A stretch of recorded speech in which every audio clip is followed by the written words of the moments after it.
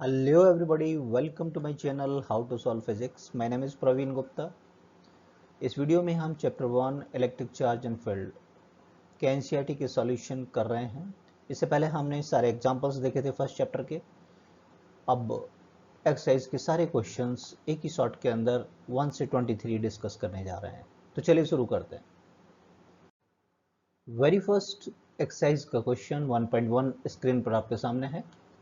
What is the force between two small charged spheres having the charges 2 into 10⁻⁷ coulomb और दूसरा है 3 into 10⁻⁷ coulomb. दोनों के बीच का सेपरेशन है 30 centimetre apart in air. Question को पूरा रेस्पेक्ट देना है, जल्दबाजी नहीं करना है। फॉर्मूला इजी है, इट्स ओके। दो चार्जेज है, एक दूसरे को रिपेल कर रहे हैं क्योंकि ठीक है दोनों पॉजिटिव हैं।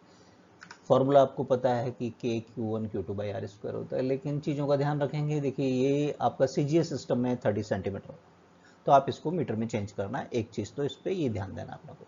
तो चलिए करते हैं। K की वैल्यू SI सिस्टम में रखते हैं 9 × 10⁹। फर्स्ट चार्ज है अपना 2 × 10⁻⁷। यूनिट्स को देखते रहेंगे, कूलम में है, ठीक है। जैसे माइक्रो वगैरह होता है तो उसको चेंज करना है आपको। फिर दूसरा 3 × 10⁻⁷। नीचे सेपरेशन का स्क्वायर वो 30 सेंटीमीटर है ना। तो 30 सेंटीमीटर का मतलब हो गया 30 × 10⁻² मीटर। इसका स्क्वायर करना है अपने को, ठीक है, कोई इश्यू नहीं है ना। ऊपर 9, यहाँ देखिए 900 आएगा, तो कैलकुलेशन इजी और हार्ड करना आपके हाथ में होता है, ठीक है ना। कट होएगा, ये कोई बात नहीं, इसको 6 कर लेते हैं अपन। पावर्स ये 9 और ये 7 7 14 हो जाएगा। नीचे 900 हो गया ये, और ये 10⁻⁴ माइनस का, ठीक है। ये मैंने कट कर दिया, इसलिए मैंने 9 को रखा था, ठीक है। ये 100। अभी ऊपर बात करें तो 6 × 10⁻⁻5 बचेगा। नीचे 10⁻² बचा है, ठीक बात है।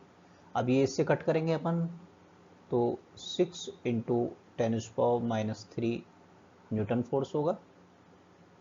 ऐसा सिस्टम में चल रहा है, न्यूटन बोलेंगे अपन, और दोनों पॉजिटिव हैं, तो नेचर कैसा होगा इसका, रिपल्सिव।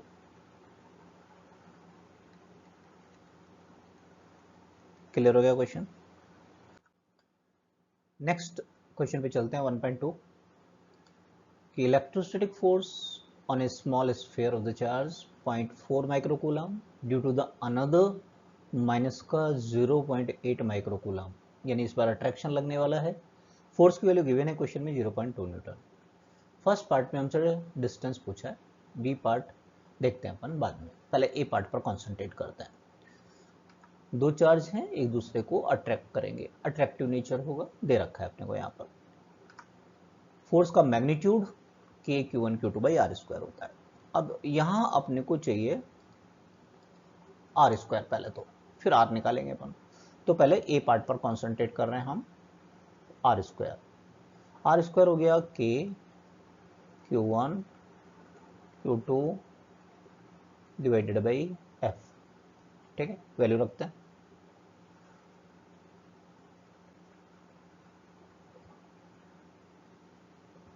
K 9 × 10⁹। ऐसा इस सिस्टम में बात चल रही है। Q1 0.4 × 10⁻⁶। ऐसा ही सिस्टम में रखना है, माइक्रो को हटाना पड़ेगा आपको। दूसरे का मैग्नीट्यूड रखिए, माइनस से बस ये पता हो रहा है कि फोर्स अट्रैक्टिव नेचर का होगा, तो यहाँ 0.8 रखिए। माइक्रो है तो 10⁻⁶ लिख देंगे हम, ठीक है। फोर्स है 0.2,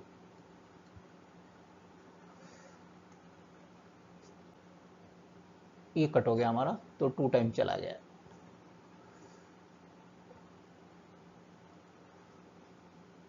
तो हमारे पास यहाँ पर बच रहा है 9 इंटू, किसी को डिस्टर्ब नहीं कर रहे हैं हम, 9, क्योंकि हमें स्क्वायर रूट लेना है। फाइनल कैलकुलेशन सबसे बाद में करो, 2 को 0.8 से करेंगे तो 1.6 आएगा। 16 का स्क्वायर रूट इजीली निकल जाएगा, इसलिए इसको ऐसे रहने दीजिए। पावर्स की बात करें तो 10⁻9 और -6 माइनस का 12 हो गया। ये डेसिमल हम हटा सकते हैं तो नीचे एक 10 आएगा। तो यहाँ हमारे पास आ रहा है 9 × 16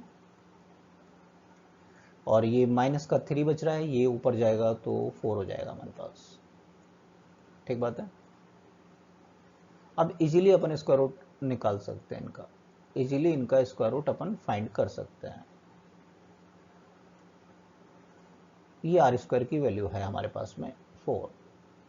ठीक है, आर हमारे पास आ गया 9 का स्क्वायर रूट 3, 16 का स्क्वायर रूट 4। कैसे कर रहे हैं कैलकुलेट? फाइनल कैलकुलेशन लास्ट में करोगे, इजी रहेगा, गलत होने के चांसेस कम से कम होंगे। -2। ठीक है, तो ये हो गया 12 × 10⁻² मीटर के अंदर। तो it is very much transparent कि ये 12 सेंटीमीटर हो गया।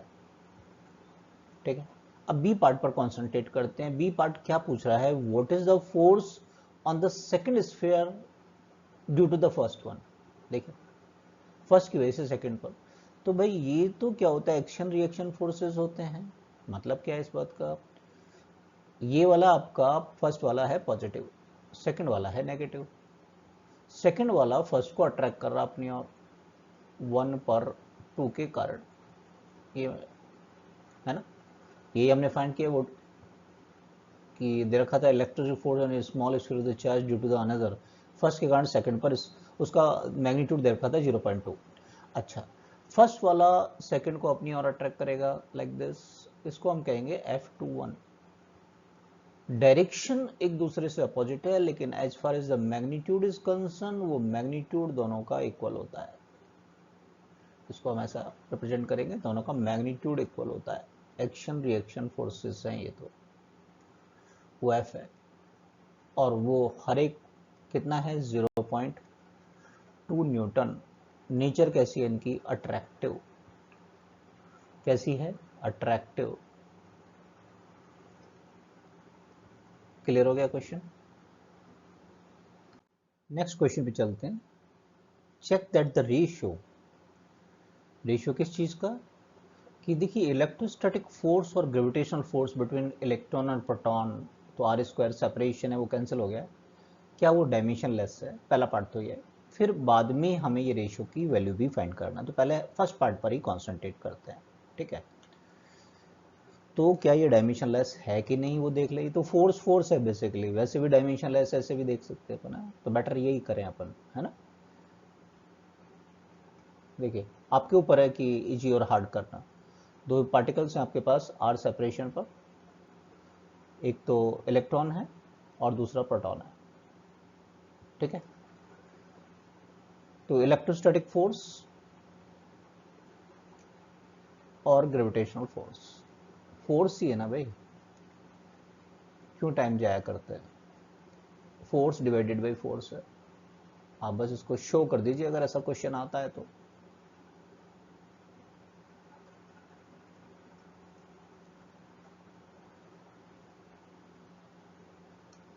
इसको अपन ऐसा लिखते हैं डिवाइडेड बाई आर स्क्वायर, इसको ऐसे रिप्रेजेंट कर दो। ठीक बात है, इलेक्ट्रॉन प्रोटॉन पर ई के बराबर चार्ज होता है। अच्छा, ग्रेविटेशनल फोर्स की बात करें तो जी, mass of the electron, mass of the proton divided by separation square. ऐसे लिख दो, क्या दिक्कत है। तो अल्टीमेटली रेशियो तो इसके बराबर ही है। आप इसके डायमेंशन दिखा दीजिए अगर क्वेश्चन आपसे पूछा जाता है। फोर्स का डायमेंशन है तो MLT-2, पूरा मत करो, MLT-2। क्या ये डायमेंशन लेस हो गया? Yes, M0 L0 T0। ठीक है, और आप और डिटेल में जाना चाहें तो आप ठीक है के चार्ज के डायमेंशनल फॉर्मूला लिखो, जी और ये मासेस के डायमेंशनल फॉर्मूला लिखो, है ना। फिर देखो, तो ये आप अपने लिए एक असाइनमेंट रखो। तो फिलहाल ये पार्ट है आपका डायमेंशन लेस। सेकेंड पार्ट पे चलता है। सेकंड पार्ट क्या कहता है, इस रेशियो की वैल्यू फाइंड करके दिखाइए। ठीक है, तो चलो रेशियो की वैल्यू फाइंड करते हैं। इलेक्ट्रिक फोर्स और ग्रेविटेशनल फोर्स जो लग रहा है इलेक्ट्रॉन और प्रोटॉन के बीच में, चार्जेस दोनों के बराबर होता है, तो के ई स्क्वायर कह दिया अपन ने, आर स्क्वायर कैंसिल हो जाएगा। नीचे है जी mass of the electron mass of the proton divided by are square. ठीक है, ये आर स्क्वायर की जरूरत है नहीं हमको, जैसा कि इसमें रेशियो में दे रखा है कि जरूरत नहीं है। ठीक है, अब वैल्यू रख देते हैं अपन इसकी 9 इंटू 10⁹ 1.6 इंटू 10⁻⁻19। और एक चीज़ का ध्यान रखना, थोड़ा सा आप फोरकास्ट करते हुए चलो। प्रोटॉन का जो मास होता है 1.67, तो ये फिगर इससे कट हो जाएगा, तो इसको अलग अलग लिख लो, बेटर रहेगा, कैलकुलेशन आसान रहती है। ऐसा एक स्टेप आगे तक सोचते चलें। कैलकुलेशन को इजी करना और हार्ड करना आपके हाथ में होता है। जी की वैल्यू 6.67 10⁻⁻11 ऐसा सिस्टम में। इलेक्ट्रॉन का मास 9.1 10⁻⁻31 और प्रोटॉन का मास 1.67 10⁻⁻27। ठीक है, अब जो चीज़ें कट हो सकती हैं कट कर दीजिए। देखिए 9.1 को 9 मान सकते हो, क्या दिक्कत है, ये कट कर दिया आपने। 1.67 या 1.6 से ये कट हो गया आपका। ठीक है, ओके, यहाँ तक क्लियर है सभी? ओके, अब इसको आगे सॉल्व करते हैं अपन। ऊपर हमारे पास 1.6 बच रहा है, एक्सक्लूडिंग पावर्स। पावर की बात करें तो 10⁻9 और ऊपर 38 हो जाएगा 19 और तो कुछ बच नहीं रहा। देखिए 6.67 अप्रॉक्सीमेटली 7 है आपका, है ना, पावर के अलावा।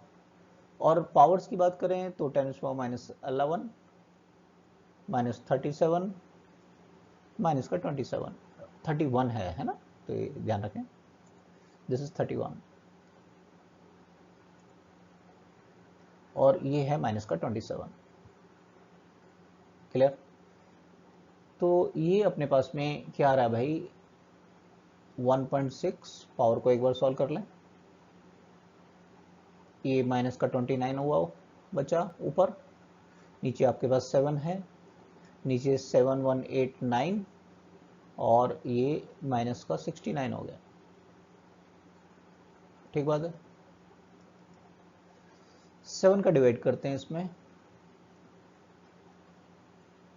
तो 0.23 समथिंग आ जाएगा। 10⁻69 ऊपर चला गया 29, तो 0.23 इंटू 10⁻40, एक 10 इससे दे दें अपन, तो ये रेशियो अप्रॉक्सीमेटली 0.3 समथिंग आएगा, तो 0.24 कुछ आ जाएगा 39 and this will be your answer. तो समझ में आया कैलकुलेशन कैसे करी हमने? Clear everybody? 1.4 करने से पहले 1.3 में एक बात और पूछी थी कि वो रेशियो क्या सिग्निफाई कर रहा है, और रेशियो इतना ज़्यादा आ रहा था कि इलेक्ट्रोस्टैटिक फोर्स और ग्रेविटेशनल फोर्स का रेशियो 10⁻39 में आ रहा था। इसका मतलब ग्रेविटेशनल फोर्स के कंपेयर में इलेक्ट्रोस्टैटिक फोर्स बहुत ही पावरफुल होता है, तो हम ग्रेविटेशनल फोर्स को नेग्लेक्ट कर सकते हैं जब इलेक्ट्रोस्टैटिक फोर्स काम में ले रहे हैं, तो ये है और कोई मतलब नहीं इस बात का। क्लियर? तो अब ये 1.4 पे चल लेते हैं कि explain the meaning of statement electric charge of a body is quantized. पहले ए पार्ट पर कॉन्सेंट्रेट करते हैं अपन, फर्स्ट पार्ट पर क्या कह रहा है। इसका मतलब क्या होता है कि एक फिजिकल क्वांटिटी जिसका कि एक्सचेंज हो डिस्क्रेट कंटिन्यूस मैनर में नहीं हो, वो क्वांटिटी को हम क्या कहते हैं, क्वांटाइज्ड। एक एक पैकेट्स में हो, कंटिन्यूस पानी की तरह से नहीं हो, तो क्वांटिटी कहलाती है क्वांटाइज्ड फिजिकल क्वांटिटी। पहले तो एक बात। दूसरी बात, अब जो चार्ज का मिनिमम अमाउंट जो नेचर में एग्जिस्ट होता है वो चार्ज ऑफ इलेक्ट्रॉन होता है 1.6 10⁻⁻19 कूलम। तो इसलिए इलेक्ट्रॉनिक चार्ज को क्वांटा ऑफ द चार्ज कहा जाता है। क्या बोलते हैं? Quanta of the charge. और चार्ज का जो एक्सचेंज होता है वो इलेक्ट्रॉन के मल्टीपल में होता है। एक इलेक्ट्रॉन चला गया, दो इलेक्ट्रॉन आ गए, हमेशा मल्टीपल, होल नंबर मल्टीपल में होता है। तो इस चीज को हम कहते हैं कि चार्ज क्वांटाइज्ड होता है, Q is equal to n e. This is the first part. समझ में आ गई बात? अब हम कॉन्सेंट्रेट करते हैं बी पार्ट पर। बी पार्ट क्या कह रहा है? Why can one ignore the quantization of electric charge when dealing with the macroscopic large scale charge? बहुत ज्यादा चार्ज हो, एक इलेक्ट्रॉन दो इलेक्ट्रॉन के बराबर नहीं हो, तो फिर हम इस बात को क्वांटाइजेशन को इग्नोर कर देते हैं। क्यों इग्नोर कर देते हैं? समझो बात को कि जब मैक्रोस्कोपिक ऑब्जेक्ट होता है उसमें भाई बहुत large number of elementary charges होते हैं। बात समझ में आ रही है? तो इंडिविजुअली एक इलेक्ट्रॉन का जो चार्ज है वो इनविजिबल होता है प्रैक्टिकली, ठीक है। फिर हम उसको कंटिन्यूटी मान लेते हैं, लार्ज स्केल की बात करते हैं। तो इस बात को समझने के लिए एक एग्जांपल ले लेते हैं, जैसे बात समझ में आ जाए। मान लो कि आप सिंपली एक कूलम चार्ज की बात कर रहे हैं, तो उसके लिए कितने इलेक्ट्रॉन की डील करना पड़ रहा है? 6.25 10⁻18 इलेक्ट्रॉन का। अगर एक इलेक्ट्रॉन अगर इसमें से लूज भी हो गया तो कितने अभी बच गए? कितना अंतर आया इसके अंदर इतने इलेक्ट्रॉन में? ये इतना बड़ा फिगर है। तो इस इतने बड़े फिगर के कंपेयर में एक इलेक्ट्रॉन तो हमारा इनविजिबल है। और तो इसलिए हम क्या मान लेते हैं कि जब भी मैक्रोस्कोपिक लेवल पर डील करते हैं तो एक इलेक्ट्रॉनिक जो चार्ज है हम उसको इग्नोर कर लेते हैं और कंटिन्यूस मान लेते हैं। तो बात समझ में आई है? कोई खास अंतर नहीं आता। आप देखो क्या इतना बड़ा फिगर बचा है, ठीक है, इसमें से एक इलेक्ट्रॉन कम कर दिया तुमने। फाइन, नेक्स्ट क्वेश्चन पे चल रहा है। When a glass rod is rubbed with the silk cloth, charge appear on both, right? A similar phenomenon is observed with many other pair of the bodies. ठीक है, ऐसे होता है, रबिंग फ्रिक्शन से ही चार्जेस एक से दूसरे को ट्रांसफर हो जाता है, static charge. Explain how this observation is consist with the law of conservation of charge. ये बात कंजर्वेशन ऑफ चार्ज को कैसे एक्सप्लेन कर रही है? तो चलिए लेते हैं अपन बात को। प्रोसेस होता है क्या, जब ग्लास रॉड से इलेक्ट्रॉन है सिल्क पर जा रहे हैं तो ग्लास रॉड आपका पॉजिटिवली चार्ज हो गई है, सिल्क रॉड क्या हो गई है? इलेक्ट्रॉन गेन कर रही है तो नेगेटिवली चार्ज हो गई। इसको कहते हैं triboelectric effect. No issue, ये तो प्रोसेस हो गया जैसा कि इसमें एक्सप्लेन किया है। अब इसमें क्या होता है, टोटल चार्ज बिफोर रबिंग और आफ्टर रबिंग तो जीरो ही है ना, यस और नो? ग्लास रॉड ने मान लो दो इलेक्ट्रॉन को लॉस किया तो +2 ही आ गया, सिल्क ने दो इलेक्ट्रॉन गेन कर लिए +2 ही आ गया। तो जितना प्लस है उतना माइनस है, पहले और बाद में जीरो। तभी तो हम कहते हैं charge neither created not destroy. तो ये स्टेटमेंट तो अल्टीमेटली कंजर्वेशन ऑफ चार्ज को एक्सप्लेन कर रहा है, यस और नो? क्लियर है ये वाली बात? समझ में आ गया सभी को? क्वेश्चन नंबर 1.6, आपके पास 4 पॉइंट चार्जेस हैं और एक स्क्वायर ABCD के कॉर्नर्स पर हैं। What is the force on a charge 1 microcoulomb placed at the center of the square? तो चलिए इलस्ट्रेट करते हैं क्वेश्चन को। ये मेरे पास में एक स्क्वायर है, ABCD कॉर्नर्स हैं इनके, ABCD के चार्जेस आपको गिवन है, ठीक बात है ना? अब ध्यान दीजिएगा, A पर आपका है +2 माइक्रोकूलम चार्ज, प्लस का 2 माइक्रोकूलम, प्लस साइन मैं नहीं बना रहा, ठीक है, ओके। सेंटर पे आपको रखना है 1 माइक्रोकूलम, ये प्लस का है 1 माइक्रोकूलम, पॉजिटिव 1 माइक्रोकूलम, राइट। अब ये प्लस वाला इस प्लस को रिपेल करने वाला है, ऐसे, ठीक बात है, ओके। अब दूसरा चार्ज B, इसके अपोजिट ले लो पहले एक बार डायगोनली, तो इजी रहेगा आपका। C पर कितना चार्ज है आपके पास में? प्लस का ही 2 माइक्रोकूलम है, 2 माइक्रोकूलम प्लस का, तो ये इसको अपोजिट डायरेक्शन में रिपेल करने वाला है, तो ये तो एक दूसरे को कैंसिल कर देंगे। तो इनका इफेक्ट तो खत्म हो गया, यस और नो। अब ये बी एंड डी रह गया। बी पर कितना है, -5 माइक्रो कूलम, ठीक बात है। तो ये माइनस वाला इस प्लस को अपनी ओर अट्रैक्ट करेगा इस डायरेक्शन में, ठीक बात है, ओके। डी पर कितना चार्ज है भाई, डी पर भी इतना है, -5 माइक्रो कूलम। तो ये भी इसको अट्रैक्ट करेगा, इक्वल अमाउंट में ही करेगा, यस और नो। ये भी एक दूसरे को कैंसिल कर देंगे। तो नेट फोर्स की बात करूं मैं सेंट्रल चार्ज पर, वो कितना होगा, 0, है ना। क्यू नॉट पर नेट फोर्स कितना होगा, 0। क्लियर है वाली बात, समझ में आ गया। नेक्स्ट क्वेश्चन पे आइए। An electrostatic field line is a continuous curve होता है। फिर that is field line can not have a sudden break, बीच में कोई ब्रेक नहीं आता है। बी पार्ट भी है इसका। Explain why two field lines never cross each other at point. तो पहले ए पार्ट पर कॉन्सेंट्रेट करते हैं, पार्ट ए पर, है ना। पार्ट ए क्या कह रहा है कि लाइन कंटिन्यूस कर्व बनाती है, ब्रेक्स नहीं आती हैं, ठीक है। आप सोचो, अगर लाइन में कोई ब्रेक आ जाए, इसका मतलब क्या हो गया कि इलेक्ट्रिक फील्ड इंटेंसिटी सडनली बीच में डिसअपियर हो गई। ऐसा होता है क्या, डिसअपियर हो गई फिर रीअपियर हो गई, यानी कि पहले तो यहाँ इलेक्ट्रिक फील्ड यहाँ तक चल रहा, फिर यहाँ पर डिसअपियर हो गया, फिर स्टार्ट हो गया। ऐसा नहीं होता है, कोई चार्ज है उसकी वजह से तो कंटिन्यूस ही होगा, है ना। तो ऐसा नहीं होता है स्टैटिक चार्ज की वजह से। क्लियर है वाली बात। तो जैसे मान लो एक ये बना के दिखाते हैं हम, मान लीजिए मेरे पास एक पॉजिटिव चार्ज है, ठीक है। तो ये इलेक्ट्रिक फील्ड तो कंटिन्यूस होगा, ऐसा थोड़ी बीच में कहीं ब्रेक हो गया है। ऐसा लग रहा है यहाँ ब्रेक हो गया फिर स्टार्ट हो गया, नहीं, ये तो कंटिन्यूस होता है ना? तो ब्रेक नहीं होता है। क्लियर है वाली बात। मान लो इवन नेगेटिव चार्ज है, तो नेगेटिव चार्ज के लिए हम कैसे दिखाएंगे लाइन ऑफ फोर्सेस को, ये इलेक्ट्रिक फील्ड इस तरीके से होता है, कंटिन्यूस है ये भी। ऐसा नहीं है ना कि यहाँ आ रहा और यहाँ डिसअपियर हो गया फिर स्टार्ट हो गया, ऐसा नहीं होता है, वो कंटिन्यूस रहता है। तो ये क्लियर हो गई बात। अब बी पार्ट पर चलते हैं। बी पार्ट क्या कहता है आपका कि दो इलेक्ट्रिक लाइंस ऑफ फोर्सेस एक दूसरे को कट नहीं करती हैं। सोचो, ऐसा अगर वो करेंगी तो क्या होगा।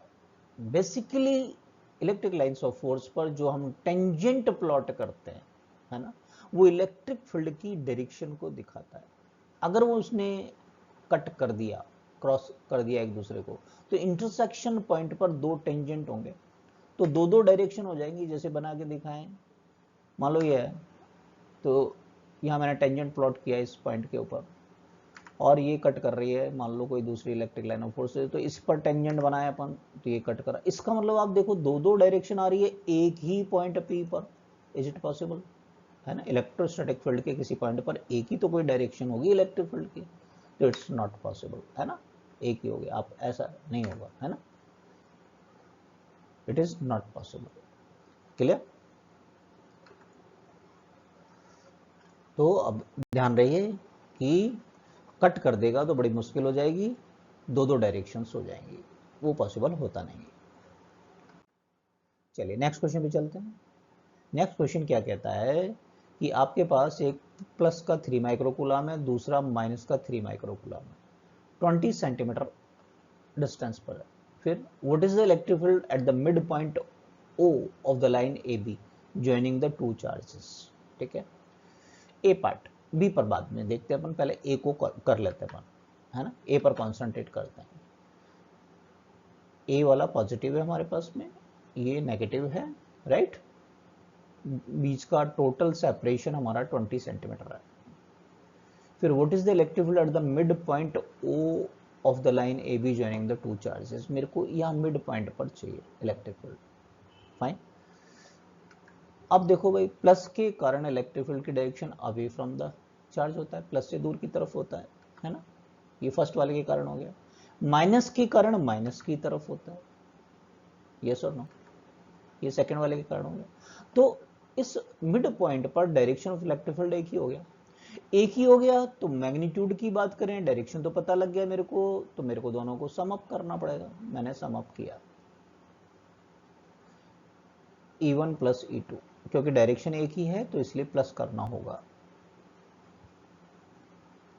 फर्स्ट के कारण K Q by are square, separation कितना a। सेकंड के कारण भी इतना ही है मैग्नीट्यूड, के क्यू बाई ए स्क्वायर। ठीक है, ये कितना हो गया, ट्वाइस के Q by A square. Clear, value रख दें 2, के की वैल्यू 9 इंटू 10⁻9। ईच चार्ज का मैग्नीट्यूड कितना है, 3 माइक्रो, ये ध्यान रखना, चेंज करो -6, ऐसा सिस्टम में कूलम में चेंज करेंगे आप। ए यानी 20 का हाफ, तो ये कितना है, 10 है बेसिकली। ए का मतलब कितना है, 10 सेंटीमीटर है। यूनिट्स का ध्यान रखें, इसको चेंज करेंगे मीटर में अपन, तो 10 सेंटीमीटर का मतलब कितना हो गया, 10⁻1 मीटर, यानी 10⁻2 कह दें अपन, स्क्वायर करेंगे तो। ठीक है, यहाँ तक एवरीथिंग ओके। तो चलिए कट करते हैं, तो इसको कट कर लेते हैं पहले। तो ये 10⁻4 बच गया हमारे पास। ठीक है, 3 9 जा 27, 2 जा 54, और ये 10⁻9 - 4, ये आएगा मेरे पास में पहले तो, हाँ या ना, थोड़ा सा ठीक से बना दें, -4। तो ये आया मेरे पास में 54 10⁵। इसको अपन साइंटिफिक नोटेशन में लिखना चाहें तो 5.4 इंटू 10⁶ न्यूटन पर कूलम, ये सुन। और डायरेक्शन क्या हो जाएगी, ये ए पॉइंट है, ये बी पॉइंट है, O B, along O B. Direction क्या हो जाएगी, along O B, along O B. Clear हो गया ये वाला पार्ट। अब बी पार्ट पर चलते हैं। ए पार्ट हमने सॉल्व कर लिया। बी पार्ट क्या कहता है, if a negative test charge of magnitude 1.5 into 10⁻9 coulomb is placed at the point. यहां पर एक नेगेटिव चार्ज को प्लेस कर दें, कहां, सेंटर पॉइंट के ऊपर। यहां पर -Q0 कह देते हैं हम थोड़ी देर के लिए, -Q0 को प्लेस कर दिया हमने, ये -Q0 प्लेस कर दिया। ठीक है, इलेक्ट्रिक फील्ड का डायरेक्शन इस और है, नेगेटिव चार्ज पर फोर्स की डायरेक्शन अपोजिट हो जाएगी। यस और नो, बी पार्ट में हो जाएगी। ये Q0 को मैंने प्लेस कर दिया। ओके, ले आए बाहर से उठा के। तो अब इस पर जो फोर्स लगना है that is in opposite direction of electric field. Net force opposite direction में लगेगा। तो डायरेक्शन तो हो गया ओ ए, ये ए पॉइंट है, तो डायरेक्शन तो मेरा हो जाएगा ओ से ए की तरफ। और मैग्नीट्यूड ऑफ द फोर्स की बात करें तो फोर्स क्या हो जाएगा, चार्ज का मैग्नीट्यूड, टेस्ट चार्ज का, multiply by the net electric field. ठीक है, चार्ज कितना रखा है, 1.5 इंटू 10⁻⁹। ठीक है, और इलेक्ट्रिक फील्ड कितना आया था हमारा, 5.4 इंटू 10⁶ नेट। क्लियर है। अब इसको मल्टीप्लाई कर लें, 15 4 जा 60, 0 6, 15 5 जा 75, 75 और 6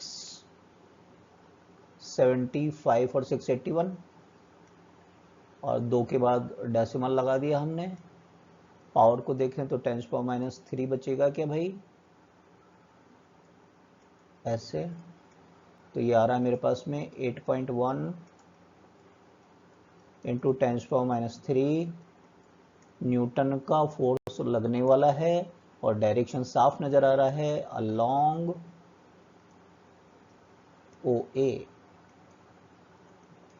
क्लियर है क्वेश्चन। 1.9 पर आए।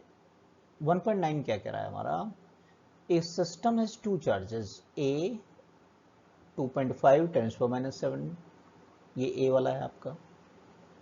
ठीक है, बी इतना ही माइनस चार्ज है, इनका लोकेशन है -15 सेंटीमीटर, ये ओरिजिन है आपका, तो ये -15 सेंटीमीटर, इधर से 15 है, और दूसरी तरफ ये प्लस एक्सिस की तरफ ये 15 है, सेंटीमीटर में ध्यान रहे।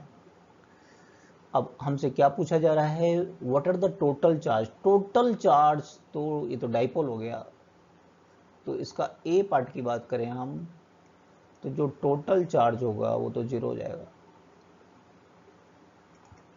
क्यों, एक प्लस है जितना क्यू ए वाला, दूसरा उतना ही माइनस है, तो टोटल चार्ज तो 0 कहलाएगा। बात समझ में आ रही है? क्योंकि तो डाइपोल है।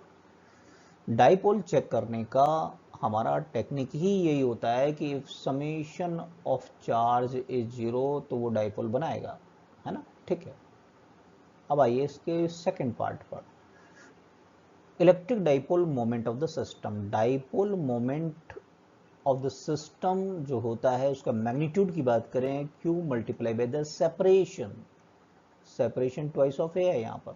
ठीक है, एक चार्ज का मैग्नीट्यूड 2.5 इंटू 10⁻⁷, ठीक है, और 2a कितना है, 30 सेंटीमीटर है क्या ये, 30 सेंटीमीटर यानी 30 इंटू 10⁻²। क्लियर है? ये एक डेसिमल से ये 0 कट कर देंगे हम, ये 0, ये डेसिमल हटा देगा हमारा।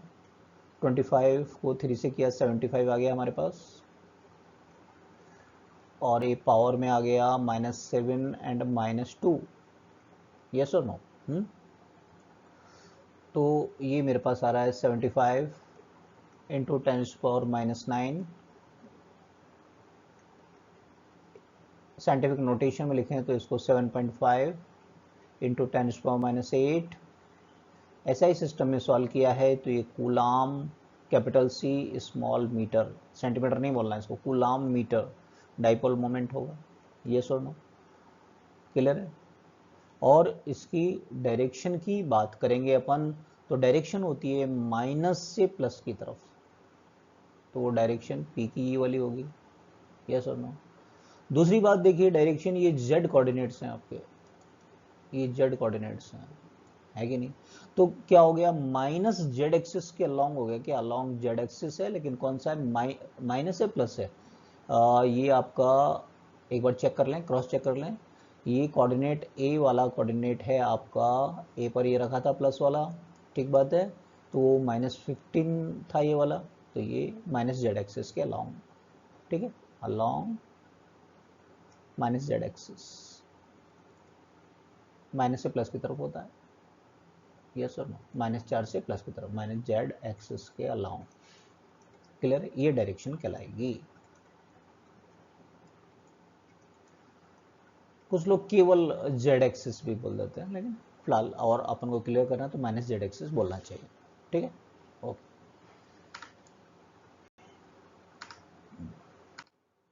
नेक्स्ट क्वेश्चन पे चलते हैं। An electric dipole with the dipole moment, इस बार डाइपोल मोमेंट गिवन है आपको, is aligned at 30 degree with the direction of uniform electric field. Okay, calculate the magnitude of the torque. एक ये डाइपोल है, -q and +q, ठीक है, ये P इसका डाइपोल मोमेंट है, ये यूनिफॉर्म इलेक्ट्रिक फील्ड में रखा हुआ है, ठीक है, यूनिफॉर्म इलेक्ट्रिक फील्ड में रखा हुआ है, ओके, जो कि E है। यूनिफॉर्म इलेक्ट्रिक फील्ड से डाइपोल मोमेंट थीटा एंगल पर है, वो बता रखा है 30 डिग्री पर, देखिए लिखा हुआ है यहाँ पर, with the direction of uniform electric field. Calculate the magnitude of the torque acting, साफ साफ magnitude of the torque acting की बात हो रही है। तो मैग्नीट्यूड ऑफ टॉर्क क्या होता है, क्या पी साइन थीटा होता है,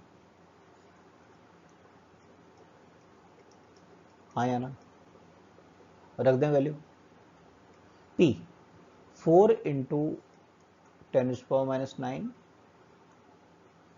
इलेक्ट्रिक फील्ड 5 इंटू 10⁴, ऐसा सिस्टम में साइन 30 डिग्री, ठीक है,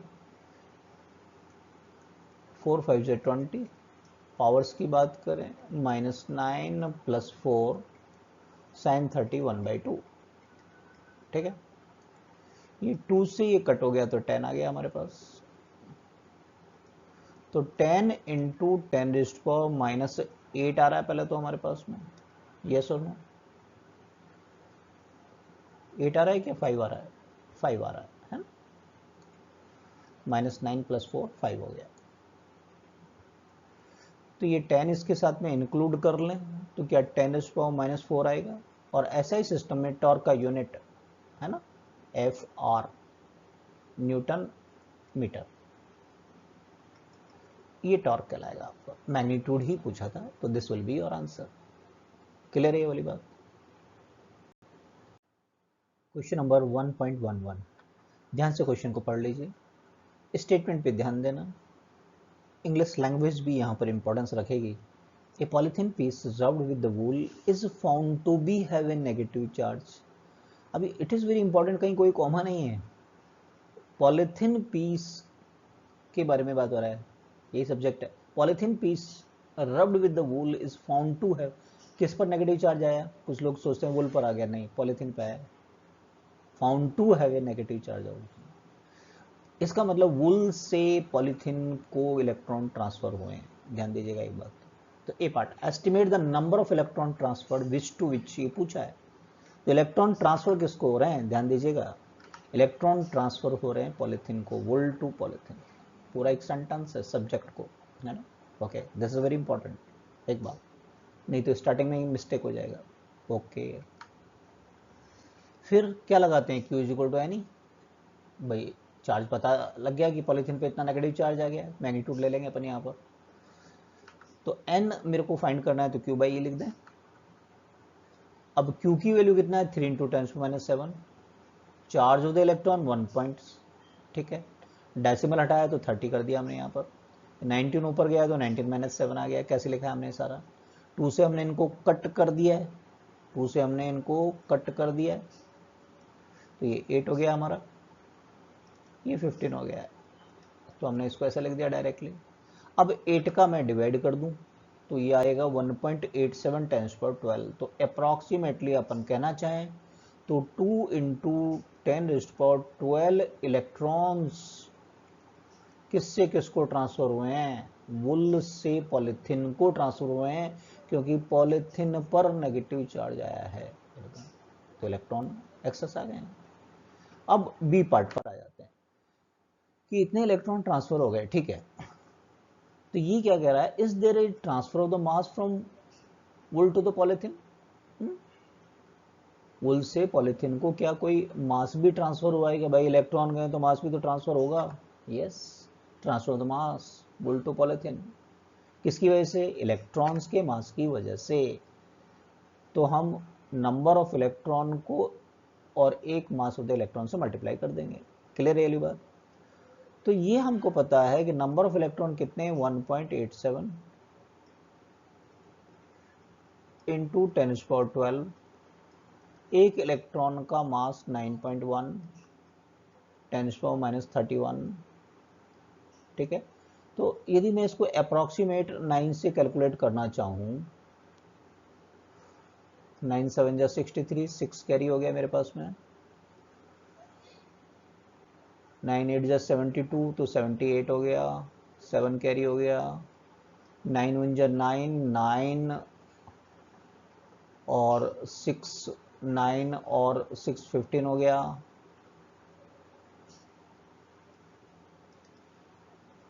दोबारा एक बार देख लें, 9 × 7 = 63, 3 कैरी 6 हो गया, 9 × 8 = 72, 72 और 6 78, तो कैरी 7 हो गया मेरे पास में।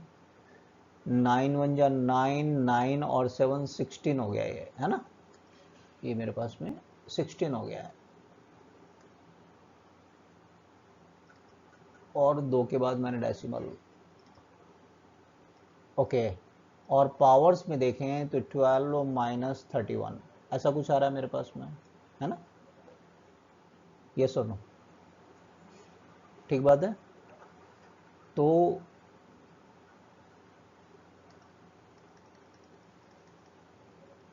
ये मेरे पास आया 16.83 इंटू 11 में से 2 जाएगा तो 9,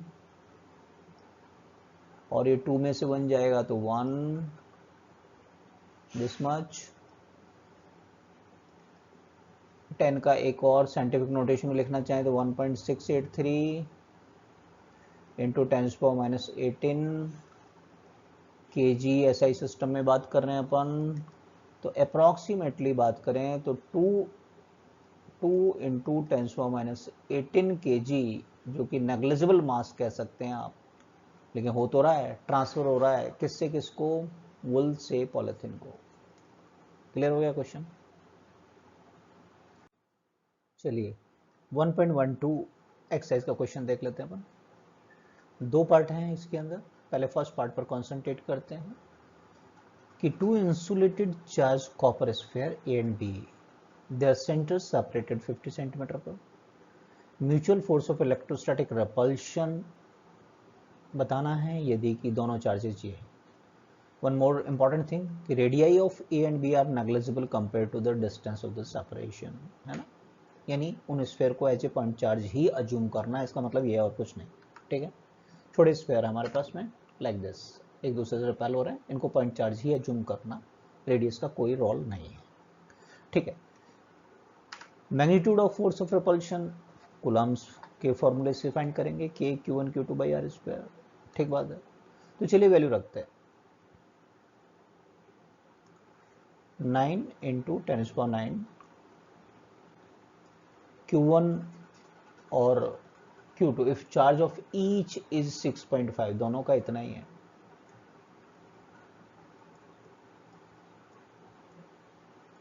ठीक है, इंटू 10⁻7 एक साथ ले लेते हैं तो 14 कहते हैं हम, r square separation between the 50 centimetre, तो बेटर 1/2 मीटर कह दूं मैं, कैलकुलेशन थोड़ा सा इजी करने का है ना। ओके, तो ये मेरे पास आ गया 4 ऊपर जाएगा, तो चलो करते हैं अपन एक बार इसको 9 से मल्टीप्लाई कर लें, 9 5 45 करते चले, 9 5 45 5 4 कैरी, 9 6 54 6 54 और 4 58 करना तो पड़ेगा, कैलकुलेशन आएगा तो। ठीक है ना, 58, ये 1 के बाद डेसिमल आया मेरा, ये 4 ऊपर जाएगा तो 4 से मल्टीप्लाई करें इसको, 4 5 20, एक के बाद 2 कैरी, 4 6 24 24 और 2 26। ठीक है, पावर देख लेते हैं 10⁻9 और ये माइनस का 14, और तो कुछ रहा नहीं है, चेक कर लो, है ना। ठीक है, इस लाइन की कोई जरूरत है नहीं हमको, फाइन, हटा दिया हमने। अब 26 से इसको मल्टीप्लाई करें, करना तो पड़ेगा, आएगा तो 5 8 5, 26 से करेंगे, आप चेक करो,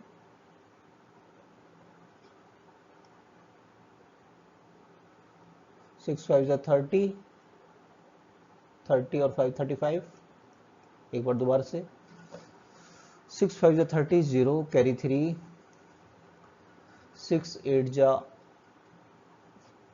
48 48 एंड 3 51 कैरी 5, 6 5 35 35।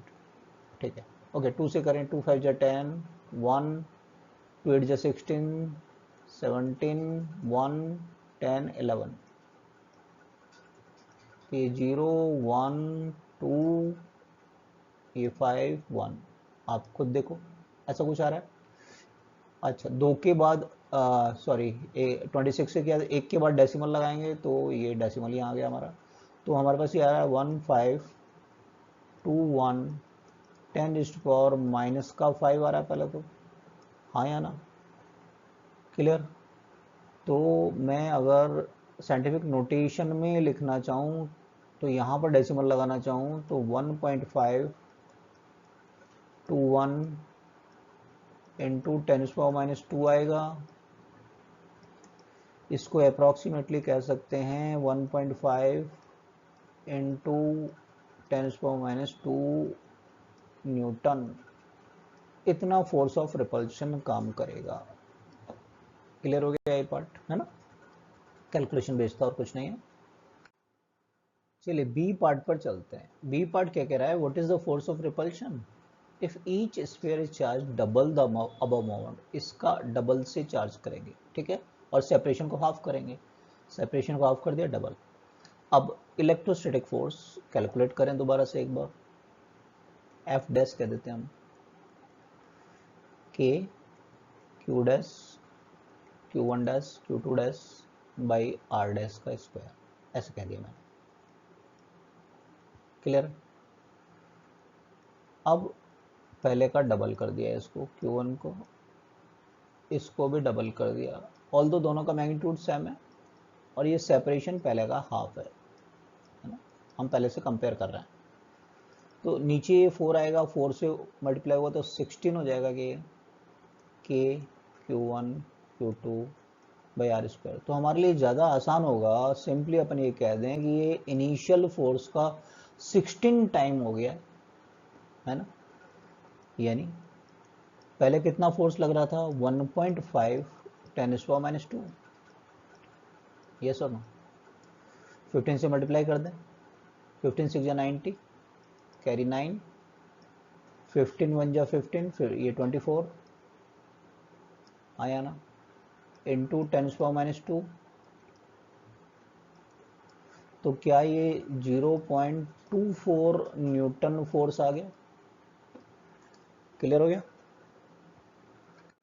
नेक्स्ट क्वेश्चन पे जा रहे हैं, 1.13। इसमें एक डायग्राम दे रखा है क्वेश्चन में, ठीक है। इसमें दो प्लेट है, पैरेलल प्लेट आपके हॉरिजॉन्टली रखी है, ऊपर पॉजिटिव है और नीचे वाली प्लेट नेगेटिव है। 3 चार्ज पार्टिकल है जिनके ट्रैक्स हमको दिखाए गए हैं, ठीक है। तो give the sign of the 3 charges, sign बताना है। देखिए जो नेगेटिव पार्टिकल्स होंगे वो पॉजिटिव प्लेट की तरफ जाएंगे, पॉजिटिव है वो नेगेटिव की तरफ जाएंगे। एक बात तो ये कर सकते हैं अपन, यस और नो, है ना? तो अब आप फर्स्ट एंड सेकंड पार्टिकल देख लीजिए, वो पॉजिटिव प्लेट की तरफ डिफ्लेक्ट हो रहे हैं, तो अनडाउटली ये पॉजिटिव प्लेट की तरफ हो रहे हैं, तो ये नेगेटिव होंगे फर्स्ट एंड सेकंड। और थर्ड पार्टिकल नेगेटिव प्लेट की तरफ जा रहा है, तो आप कह सकते हैं कि ये पॉजिटिव पार्टिकल होगा, यस और नो? थर्ड वाला पॉजिटिव चार्ज होगा क्योंकि ये नेगेटिव प्लेट की तरफ जा रहा है। एक तरीका तो ये होता है। दूसरा ये होता है कि इलेक्ट्रिक फील्ड है हमारा पॉजिटिव से नेगेटिव की तरफ, ऐसे है इलेक्ट्रिक फील्ड। तो इलेक्ट्रिक फील्ड की डायरेक्शन में डिफ्लेक्शन होता है पॉजिटिव पार्टिकल्स का, तो डिफ्लेक्शन थर्ड पार्टिकल का हुआ है इलेक्ट्रिक फील्ड का, तो वो पॉजिटिव है। और अपोजिट होते हैं वो, इलेक्ट्रिक फील्ड के अपोजिट जो फोर्स लगता है वो नेगेटिव पर, तो ये फर्स्ट एंड सेकंड हमारे नेगेटिव है। क्लियर रहती बात? ओके। फिर एक चीज और पूछिए, इतना पार्ट तो हो गया हमारा, कि which particle has the highest charge mass ratio Q/m, ठीक है, उसको बी पार्ट में करते हैं।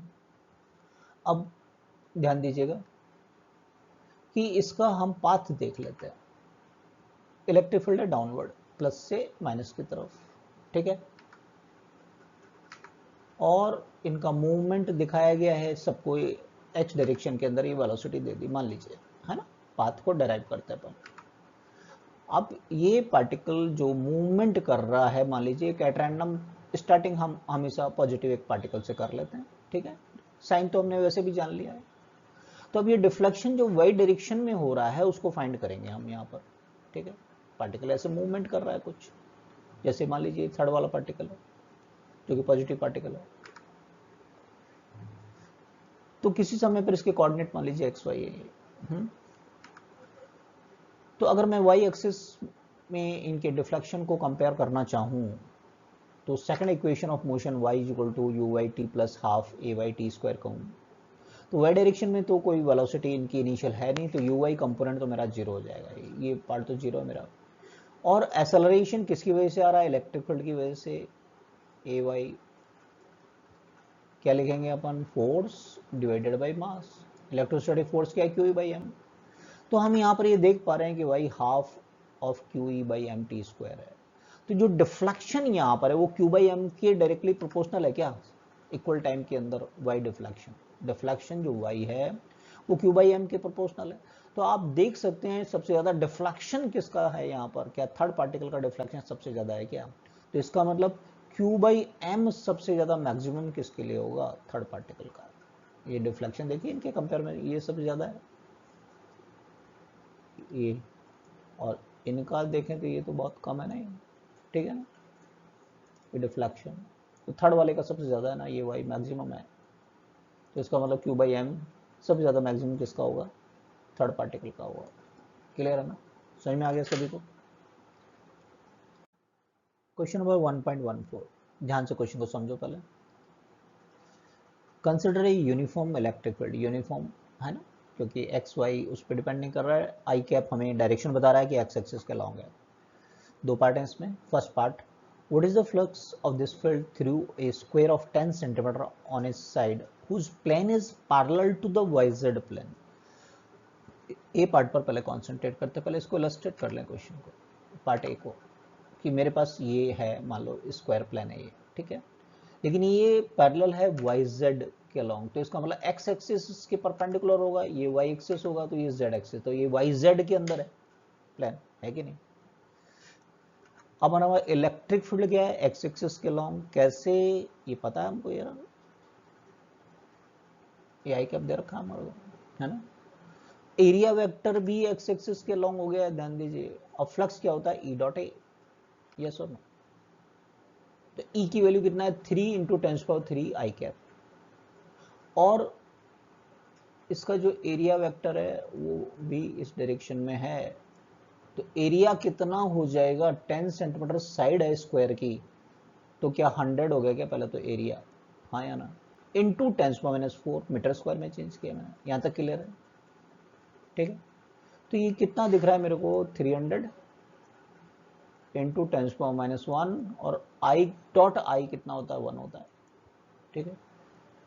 तो क्या ये 30 आ रहा है मेरे पास में, यस और नो। यूनिट की बात करें, इलेक्ट्रिक फील्ड की यूनिट क्या होती है, न्यूटन पर कूलम मीटर स्क्वायर, यस और नो।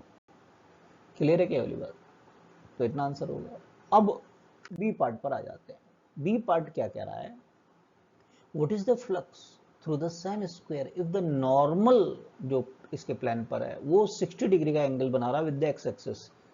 इलस्ट्रेट करते हैं जिससे बात समझ में आ जाए। ये एक्स एक्सिस है, ये इलेक्ट्रिक फील्ड है एक्स एक्सिस के अलोंग। अब आपका जो प्लेन है वो थोड़ा सा टिल्ट कर दो आप, जिससे कि इसका जो ये नॉर्मल है ना वो ये एंगल बनाए आपका, ये वाला एंगल एक्स एक्सिस के साथ कितना, 60 डिग्री, यस और नो। तो फ्लक्स जो आपका ई डॉट ए होता है उसको हम ऐसा लिख सकते हैं, ई कॉस थीटा, थीटा दे रखा है ना इस बार, इसलिए ऐसा कर रहे हैं अपन। ई का मैग्नीट्यूड पता है, 3 इंटू 10⁻³ रख दो, एरिया अभी बताया 100 इंटू 10⁻⁴, और थीटा कितना, 60 डिग्री। सॉल्व कर लेते हैं इसको। 300 दोबारा अभी किया है वैसे तो हमने, ये 10⁻⁻1, और cos 60 कितना है, 1/2, ये 150, ये 10 एक कम कर देगा इसका, तो इस बार आंसर कितना आएगा, फ्लक्स इससे पासिंग फ्लक्स कितना हो, 15 यूनिट न्यूटन पर कूलम मीटर स्क्वायर, हाफ हो गया एक तरीके से। क्लियर हो गया। नेक्स्ट क्वेश्चन भी चलिए, 1.15, what is the net flux of the uniform electric field. इसी जो एक्सरसाइज में था हमारा अभी, जो एक्स एक्सिस का लॉन्ग था, साइड है 20 सेंटीमीटर का एक cube, faces are parallel to the coordinate plane. Better रहता है इलस्ट्रेट कीजिए, हमेशा डायग्राम बनाने की कोशिश कीजिए। ये क्यूब बनाया हमने, इसके जो आप देखिए जैसा ये कह रहे हैं वैसे हमने इसका क्वेश्चन को रेस्पेक्ट दीजिए कि फेसेस जो हैं parallel to the coordinate plane से पैरेलल, एक एक्सिस से वाई एक्सिस और जेड एक्सिस के लिए, कोई इशू नहीं, फाइन, राइट। इलेक्ट्रिक फील्ड है एक्स एक्सिस के अलोंग, राइट। अब देखिए हमारे को यहाँ पर इलेक्ट्रिक फील्ड के जो परपेंडिकुलर फेसेस होंगे वो तो हमारे काम के हैं, क्योंकि एरिया वेक्टर पैरेलल, जिनके भी पैरेलल है वहां से कुछ फ्लक्स की बात कर सकेंगे। और जहां भी एरिया वेक्टर परपेंडिकुलर होंगे तो ई डॉट ए से वो तो जीरो हो जाएंगे। तो ये फर्स्ट और एक ये सेकंड ही हमारे काम का होगा, ये वाला और ये वाला। ठीक है, जैसे फर्स्ट की बात करें तो एरिया वेक्टर ये हो गया और इलेक्ट्रिक फील्ड तो एक्स एक्सिस के अलॉन्ग ये, और एक ये काम का है सेकंड वाला फेस हमारा, इलेक्ट्रिक फील्ड भी इधर ही होगा, एरिया वेक्टर भी इसी तरफ होगा। ठीक है, तो हम ये फर्स्ट टू फेसेस की बात करते हैं। फर्स्ट की बात कर लेते हैं, E dot A, E I cap बोलना पड़ेगा, और वैल्यू न्यूमेरिकल वैल्यू सबसे बाद में रखिए, कैलकुलेशन ध्यान दीजिएगा। ए माइनस आई कैप कहना पड़ेगा, तो आई डॉट आई तो हमारा 1 हो जाएगा, ये माइनस का साइन इसकी वजह से आ गया, फाई 1 मेरे पास माइनस ये आ गया, है ना। न्यूमेरिकल वैल्यू सबसे बाद में रखेंगे। अब सेकंड की बात कर लेते हैं, ई डॉट ए दोबारा से, तो यहाँ दोनों एक ही डायरेक्शन में है, ई आई कैप ए आई कैप, तो ये ई आ गया। और फ्लक्स एक स्केलर क्वांटिटी होता है, तो total flux passing through the cube की बात करूंगा तो मेरे को ऐड करना पड़ेगा, फाई 1 प्लस फाई 2, तो ऐड करूंगा तो कितना आने वाला है, 0। तो 1.15 का आंसर कितना हुआ, 0। इसमें दूसरी शब्दों में ऐसे कह देते हैं, number of electric lines of forces जितनी एंटर कर रही हैं उतनी बाहर आ रही हैं, क्यूब तो कुछ जनरेट कर नहीं रहा, तो इसलिए क्या कहलाएगा, 0 आंसर। लॉजिक बिहाइंड क्लियर है। नेक्स्ट क्वेश्चन पे आइए, 1.16। क्वेश्चन क्या कह रहा है,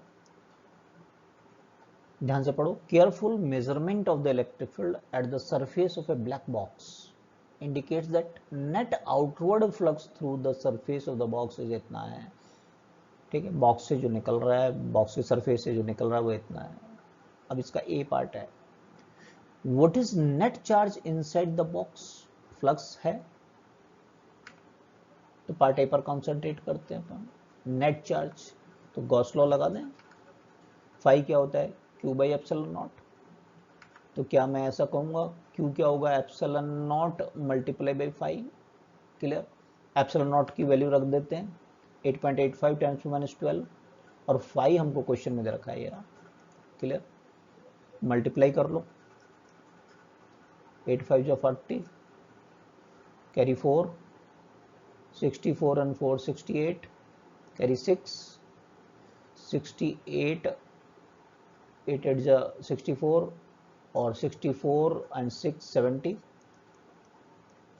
ठीक है, और 2 के बाद डेसिमल लगाएंगे अपन, यहाँ डेसिमल आएगा आपका, इनटू 10⁻⁹ बनेगा, यस और नो, क्लियर है इतना,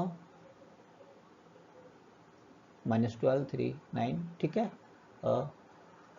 फिर ये आ गया 70.8, 70.8 है ना।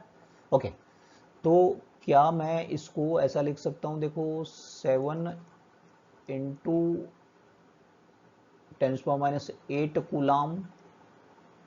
ठीक है, और माइक्रो में अगर इसको मैं रिप्रेजेंट करना चाहूँ तो 0.07 इंटू 10⁻⁶ लिख सकते हैं क्या हम कूलाम में, यस। तो क्या ये होगा, क्या 0.07 माइक्रो कूलाम, अगर आंसर माइक्रो में तो ये आपका आंसर होगा। क्लियर है क्या इतनी बात। अब बी पार्ट पर चलते हैं, बी पार्ट क्या कहता है,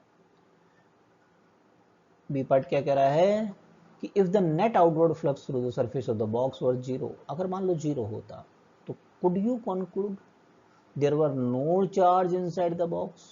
अरे भाई डाइपोल वगैरह हो सकते हैं, यस और नो, इक्वल अपोजिट चार्जेस हो सकते हैं, तो ये तो आप कह नहीं सकते कि 0 है। मान लो एग्जांपल के लिए E +5 और माइनस है, नेट चार्ज आपका 0 है, नेट चार्ज 0 से फ्लक्स 0 हो गया है, लेकिन ये थोड़ी कि चार्ज नहीं है, चार्ज तो हो सकता है उसके अंदर। क्लियर है ना गॉस लॉ की अकॉर्डिंग, तो ये होता है Q net by epsilon not.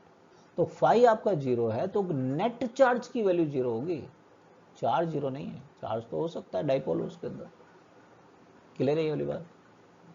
Neutral objects हो सकते हैं, तो न्यूट्रल ऑब्जेक्ट में बहुत सारे equal amount of positive and negative charge होंगे, प्रोटॉन इलेक्ट्रॉन्स होंगे, तो चार्ज तो का कंट्रीब्यूशन तो होगा, और उसकी वजह से नेट फ्लक्स 0 हो सकता है। तो हम ये नहीं कहेंगे कि चार्ज की वैल्यू क्या, उसमें चार्ज नहीं होगा, चार्ज हो नहीं, इलेक्ट्रॉन प्रोटॉन होंगे, न्यूट्रल है तो। क्लियर। नेक्स्ट क्वेश्चन स्क्रीन पर आपके सामने, एक पॉइंट चार्ज है +10 माइक्रोकूलम, 5 सेंटीमीटर का डिस्टेंस है directly above the centre of a square, एक स्क्वायर के सेंटर के ठीक ऊपर जिसकी साइड है 10 centimetre. What is the magnitude of electric field through the square, hint दे रखा है कि कैसे करना चाहिए। Think of a square as one face of the cube. Fine, illustrate करते हैं। मान लीजिए ये स्क्वायर है, इससे सेंटर से 5 सेंटीमीटर ऊपर एक चार्ज रख दिया। अब इनको हम कहना मानते हैं, क्वेश्चन को रेस्पेक्ट दीजिए कि मान लीजिए ये साइड एक क्यूब का पार्ट है, तो क्यूब एक जनरेट कर लिया, ठीक है, ओके। अब flux passing through the cube पहले बात करते हैं। तो फ्लक्स क्या होता है, क्लोज सरफेस बॉडी से phi equal to charge enclosed divided by epsilon not, ये होता है। फाइन, क्लियर है वाली बात। अब हमें तो केवल ये एक फेस, ये गिवन स्क्वायर की बात है, तो ये एक तरीके से एक वन ऑफ द फेस है, यानी हम किसी एक फेस की बात करें तो टोटल नंबर ऑफ फेसेस कितने, 6 है। ऐसा क्यों कर रहे हैं, flux scalar quantity, line of forces 6 faces से इक्वली डिवाइड हो जाएगी ना, तो इस total number of line of forces, flux क्या होता है, total number of electric lines of forces, उसमें 6 का डिवाइड कर दें हम, 5/6 हो जाएगा। यानी कि एक फेस जो गिवन फेस है उससे Q/6 एप्सिलॉन नॉट होगा। क्लियर है। अब करते हैं इसकी कैलकुलेशन, ठीक है, कि ये आएगा कितना। ऊपर नीचे 4 पाई से मैं मल्टीप्लाई कर दूं, थोड़ा सा इजी रहेगा मेरे लिए। 5 एक फेस से जो गिवन से 4 पाई से ऊपर नीचे मल्टीप्लाई कर दिया मैंने, क्यों, और 6 × 4 पाई एप्सिलॉन नॉट। इससे फायदा क्या हुआ कि ये k बन गया मेरे पास में, तो ये हो गया मेरे पास में k 4 pi k Q divided by 6। ये सब कट कर लें इसको, ये 2 है, ये 3 है मेरे पास, है ना। वैल्यू रखें 2 × पाई, पाई को बाद में देखते अपन, 9 × 10⁹ के की वैल्यू, चार्ज की वैल्यू 10 माइक्रो 10⁻⁶ बाई 3, ठीक है। इसको कट कर ले अपन, ये 3, अब 3 × 2 = 6 हो गया, 3.14 हो गया ये,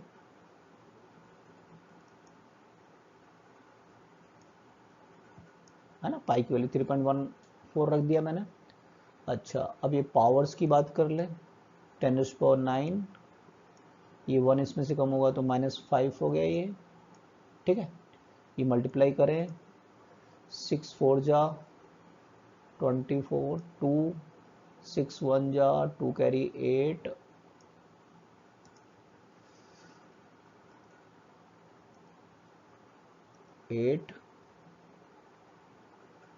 6 3 जा 18, 2 के बाद decimal, 10⁴, yes or no, 1.88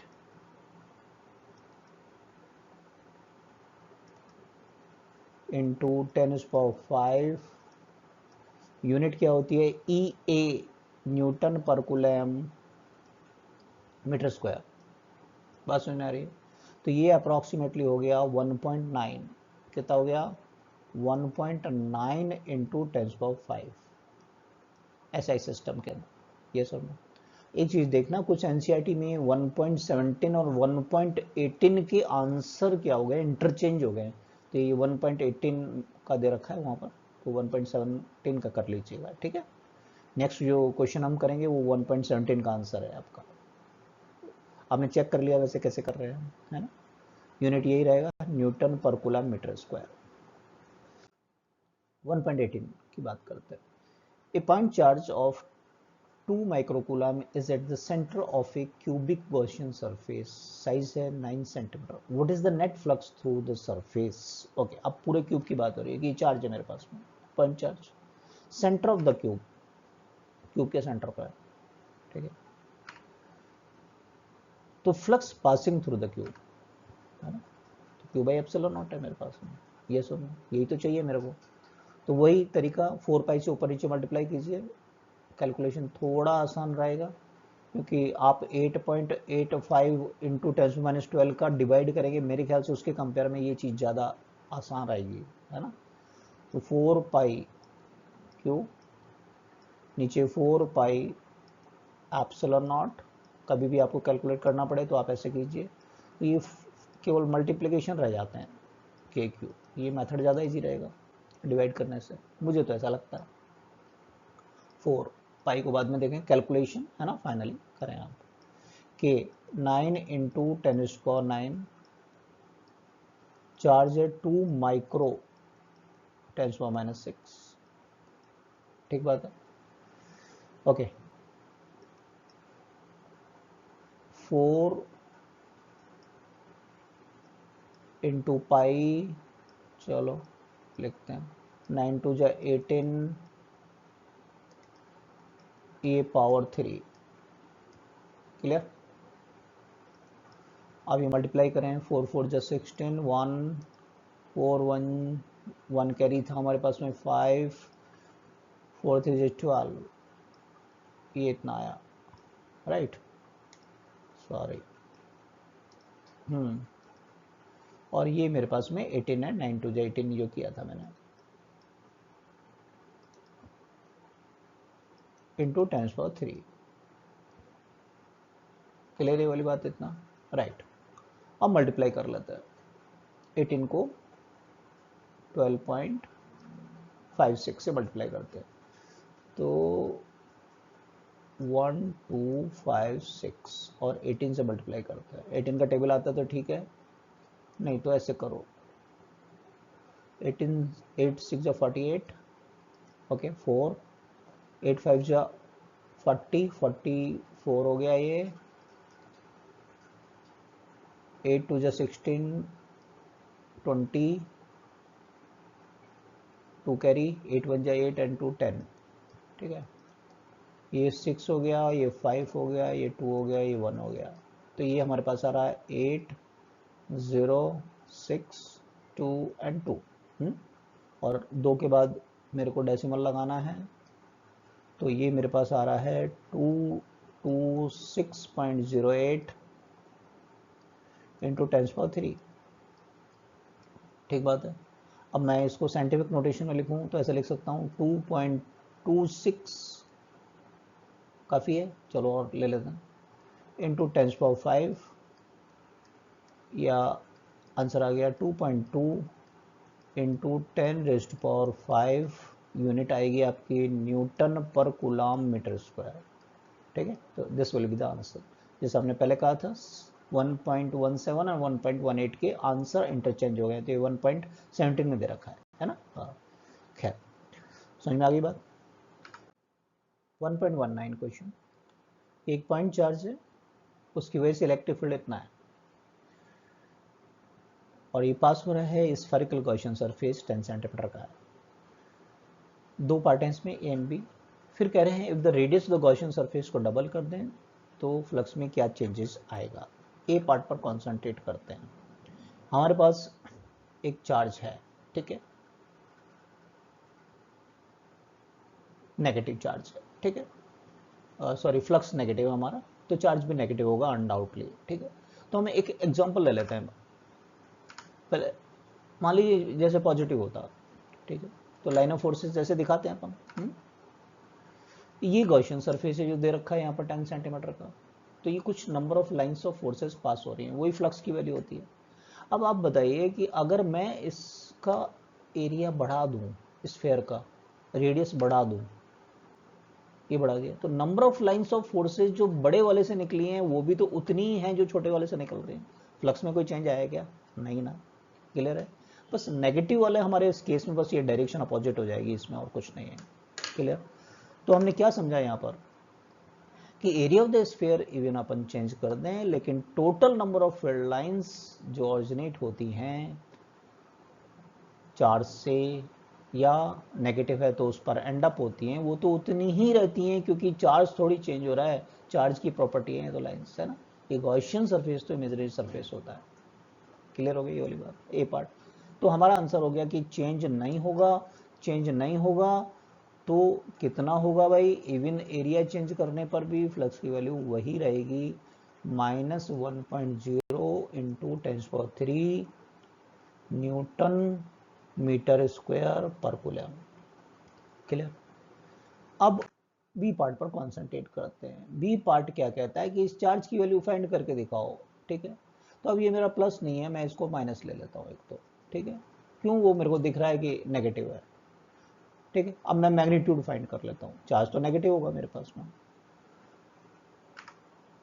flux passing through the spherical surface, Gauss law से ये होगा Q/ε0 और कुछ नहीं। तो मेरे को इसका मैग्नीट्यूड फाइंड करना है, तो सिंपल जो स्फेयर से फ्लक्स निकला है मल्टीप्लाई बाई ε0 ये करना और कुछ नहीं करना है। ठीक है ना। बाद में माइनस कह देंगे, एक बार वैल्यू ले रहे हैं हम तो 1 इंटू 10⁻³ और ε0 8.85 इंटू 10⁻⁻12। ठीक है, तो ये कितना आएगा 8.85 इंटू 10⁻⁹ माइनस का कूलम। सहमत है।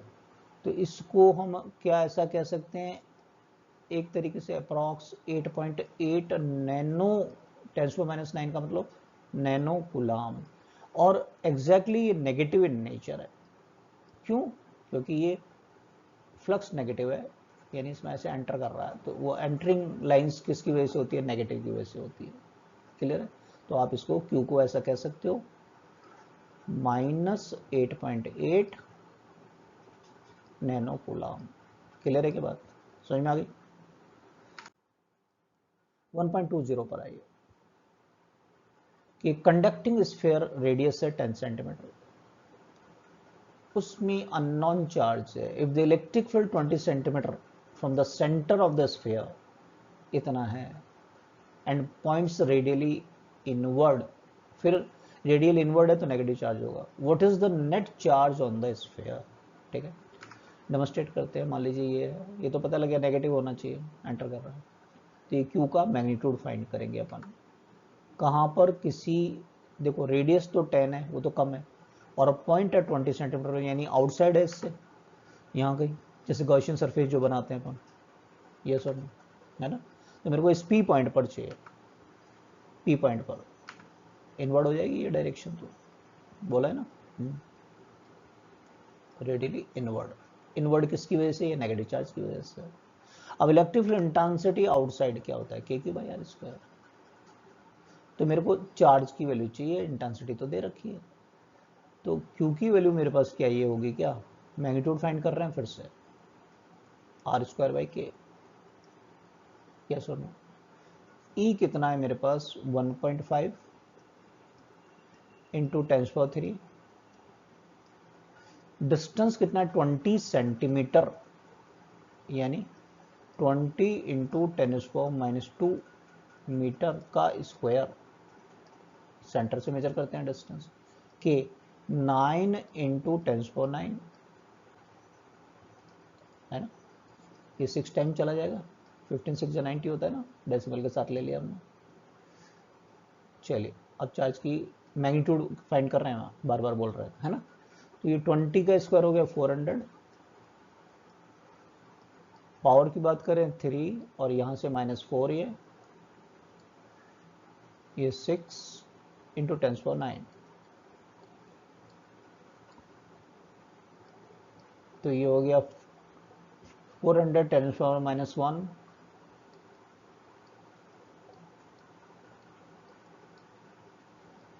6 इंटू 10⁻⁹,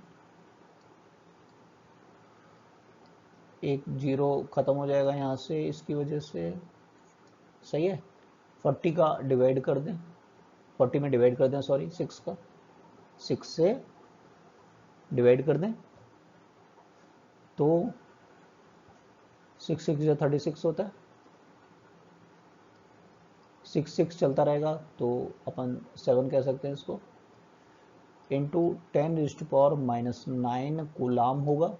ये फिर से हम बात कर रहे हैं, हमने मैग्नीट्यूड फाइंड किया है, एग्जैक्टली ये नेगेटिव चार्ज होगा, तो आप इसको कह सकते हैं माइनस का 6.67 नैनो कूलाम। क्लियर है, समझ में आ गया। नेक्स्ट क्वेश्चन स्क्रीन पर आपके सामने, uniform charge conducting sphere 2.4 metre diameter है, रेडियस की जरूरत पड़ेगी तो 1.2 लीजिएगा, सरफेस चार्ज डेंसिटी है 80 माइक्रो कूलाम पर मीटर स्क्वायर, माइक्रो बोलेंगे नहीं, 10⁻⁶। दो पार्ट है क्वेश्चन के, find the charge on the sphere, पहले फर्स्ट पार्ट पे कॉन्सेंट्रेट करते हैं, चार्ज ऑन द स्फीयर निकालते हैं। ये स्फीयर आपका conducting sphere, capital R radius का, 1.2 मीटर रेडियस है इसका। अब सरफेस चार्ज डेंसिटी क्या होती है, चार्ज पर यूनिट एरिया, तो मेरे को चार्ज फाइंड करना है यहाँ पर, तो सिग्मा इंटू ए बोलेंगे, ठीक बात है। वैल्यू रख लेते हैं, सिग्मा है मेरे पास 80 माइक्रो 10⁻⁶, बस कैलकुलेशन करना, 4 पाई आर स्क्वायर, रेडियस है 1.2 मीटर, ठीक है। तो ज़्यादा टेक्निकल कुछ है नहीं, है ना, तो ये अपन कर सकते हैं इसको आराम से। तो ये आप पॉज कर लीजिए वीडियो को और करके देखिए, कुछ इतना कूलाम चार्ज आ जाएगा, ठीक बात है। बी पार्ट पर चलते हैं। बी पार्ट क्या कह रहा है हमारे को कि what is the total electric flux leaving the surface of the sphere, B part, total flux leaving the surface, वही आपका हुआ है स्फीयर। सबसे पहले गॉस लॉ क्या कहता है कि स्फीयर से Q बाई एप्सिलॉन नॉट होता है ना, तो फ्लक्स की कैलकुलेशन करनी है, तो अभी थोड़ी देर पहले हमने चार्ज की कैलकुलेशन कर ली थी, यस और नो, वो कितना आ गया था 1.45 इंटू 10⁻⁻3, ठीक है। हमने पहले अभी आपको बताया कि 4 पाई से ऊपर नीचे मल्टीप्लाई करके के, दोबारा वैसे वैसे आप चाहें तो, चलिए आप इसको अडॉप्ट करना चाहते हैं तो इससे भी कर सकते हैं, 10⁻⁻12, ठीक है, करके देखिए, पॉज कर लो वीडियो को, अप्रॉक्स इतना आ जाना चाहिए न्यूटन पर कूलम मीटर स्क्वायर, अप्रॉक्स, ठीक है। नेक्स्ट क्वेश्चन पे चलते हैं, 1.22, एक इन्फिनाइट लाइन चार्ज हमारे पास है, जैसा कि डायग्राम में हमने दिखाने की कोशिश की है, लीनियर चार्ज डेंसिटी लैम्डा मान लिया है, जो कि हमें फाइंड करना है, 2 सेंटीमीटर के सेपरेशन पे कोई पॉइंट P है वहां पर, ठीक है। तो क्या होता है, ट्वाइस के लैम्डा बाई आर होता है, अगर पॉजिटिव चार्ज है तो अवे फ्रॉम द चार्ज हो जाएगा ये, ठीक है। लैम्डा फाइंड करेंगे, बाकी चीजें वैल्यू दे रखी है हमें क्वेश्चन के अंदर। तो यहाँ लैम्डा यदि मेरे को फाइंड करना है तो लैम्डा होगा E R by 2 ice of के, ठीक है। ई 9 इंटू 10⁻⁴, डिस्टेंस 2 सेंटीमीटर है तो मीटर में चेंज करेंगे, -2, के की वैल्यू 9 इंटू 10⁻⁹, ठीक है। जो चीजें कैंसिल होती है कर दें अपन, 9 से 9 कट हो गया, 2 से 2 कट हो गया, ऊपर आ रहा है हमारे पास में 10⁻⁴ -2, नीचे 10⁻⁹, 10 स्क्वायर 10 9, तो ये हो गया 10⁻⁻7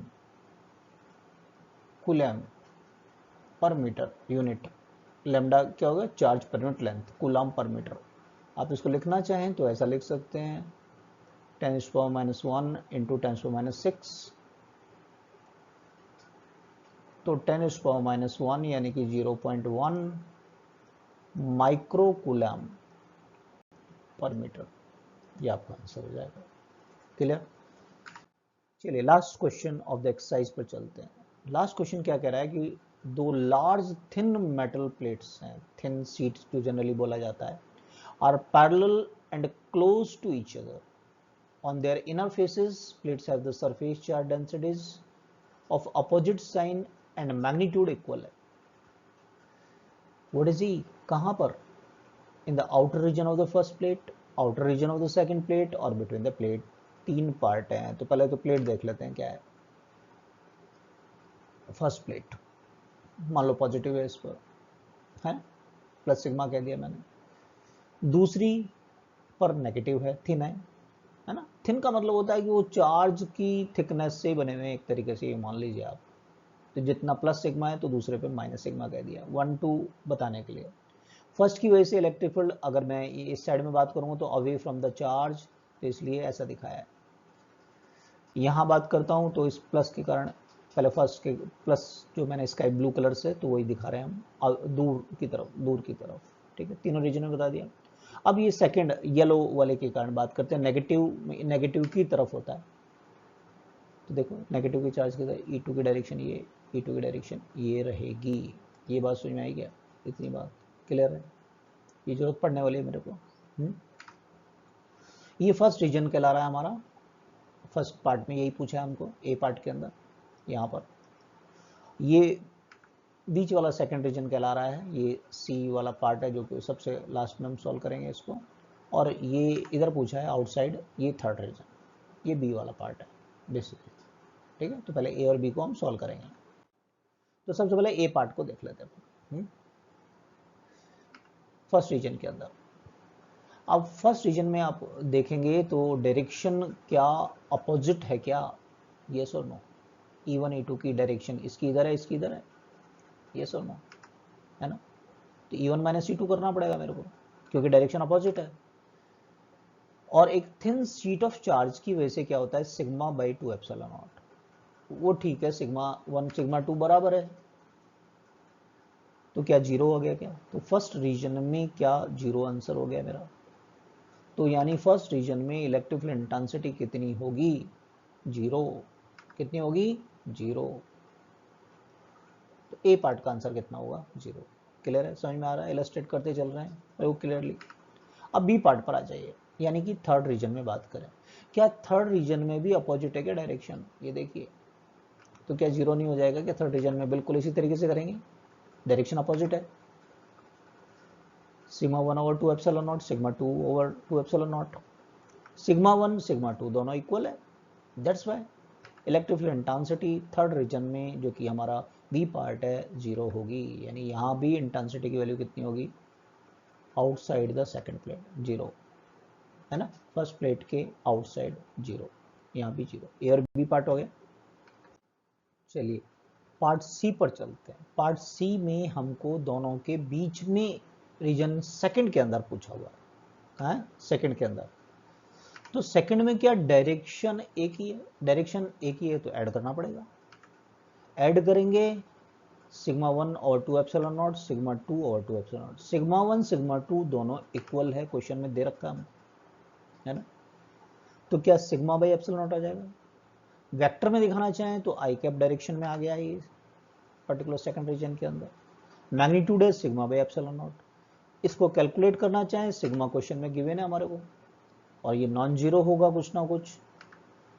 क्वेश्चन में कितना दे रखा है? 17 इंटू 10⁻²2।